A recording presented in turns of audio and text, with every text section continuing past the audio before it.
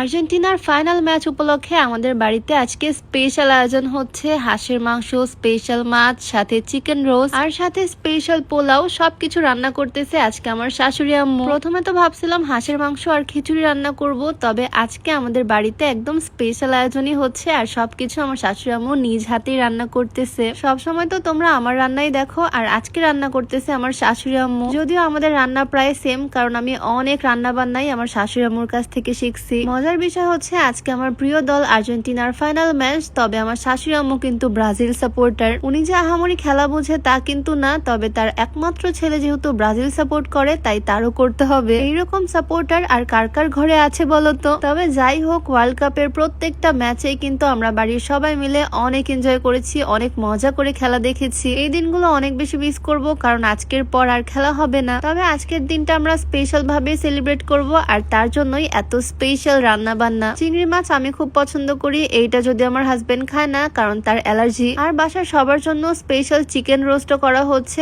আম্মুর হাতের chicken roast আমার খুবই পছন্দ। আমার আম্মুর রান্না বান্নার ধরন একরকম আর আমার শাশুড়ি আম্মুর আরেক রকম, আর দুইজনই যেহেতু আমার রান্নার গুরু, দুইজনের কাছ থেকে টিপস নিয়ে মিক্স করে আমি রান্না বান্না করি। আমার রান্না বান্নার ভিডিও দেখতে তো তোমরা অনেক বেশি পছন্দ করো, আর আজকে তোমাদেরকে দেখাচ্ছি আমার শাশুড়ি আম্মুর হাতের রান্নার ভিডিও। তোমরা অনেকে মনে করো সব সময় হয়তো আমি রান্না করি, আমার শাশুড়ি আম্মুর কোনো কাজ থাকে না। তবে বিষয়টা একদমই এরকম না। আমি আসলে ঘর সংসারে কাজ করার সুযোগই পাই না, সব কাজ আমার আম্মুই করে। সত্যি বলতে আগের তুলনায়ও এখন অনেক বেশি বিজি থাকি সারাদিন। যাই হোক, এদিকে স্পেশাল চিকেন রোস্ট কিন্তু প্রায় রেডি। দেখো কি সুন্দর লাগতেছে না? ভিডিও দেখে মনে হচ্ছে না খেতে অনেক মজার হবে? চিকেন রোস্ট থাকলে তো আমি গরুর মাংসের তরকারিও খাই না। আজকে যদিও গরুর মাংসটা রান্না হয়নি, এ বাদে সবকিছুই রান্না বান্না হচ্ছে। এখন আম্মু রান্না করতেছে সাদা পোলাও, এরপরেও আরো অনেক রান্না বাকি। তবে ভিডিওর মাঝে আমি তোমাদেরকে একটু দেখিয়ে দিচ্ছি এই স্লিমিং টিটা। আমি এখন বানাচ্ছি ওজন কমানোর চা। এটা সকালে খালি পেটে আর রাত্রে ঘুমাতে যাওয়ার আগে খেতে হবে। 2 বেলা ওজন কমানোর এই চা খেলে শরীরে অতিরিক্ত মেদ চর্বি কমবে ইনশাআল্লাহ। ওজন কমানোর জন্য